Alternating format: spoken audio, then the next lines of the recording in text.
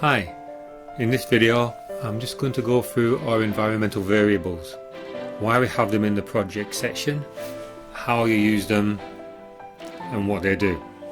I've set up a project, so I'll quickly enter the edit screen, and straight away you can see we have soil thermal resistivity, ground temperature and air temperature. These are what we call our environmental variables. The reason we set them here is quite simple.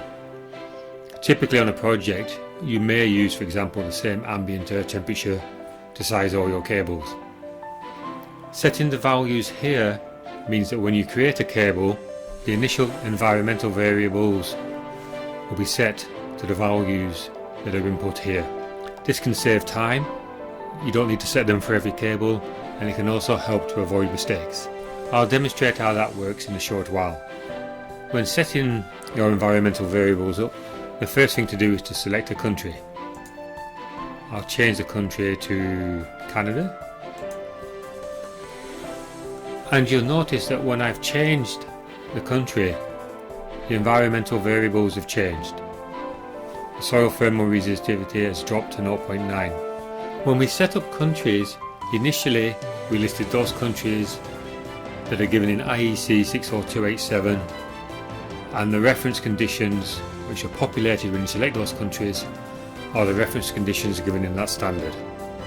As our application grows and people in different countries request their country to be added, we add it to the application, and we either use reference conditions from national standards, default conditions from the IEC standards, or if nothing exists, we'll try to use what is best case practice for a particular country.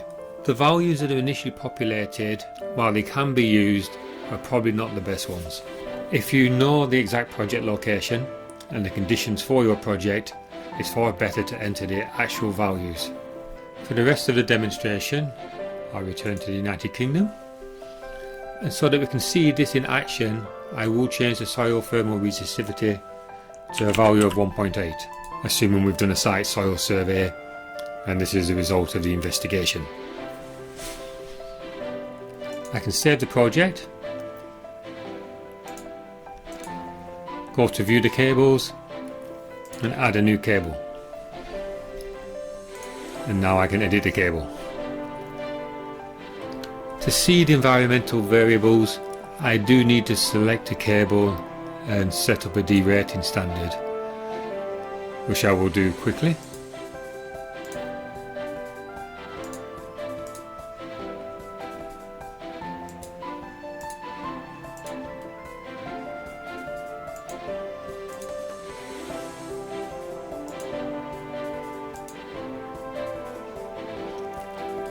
And here you'll see we have our default environmental variables.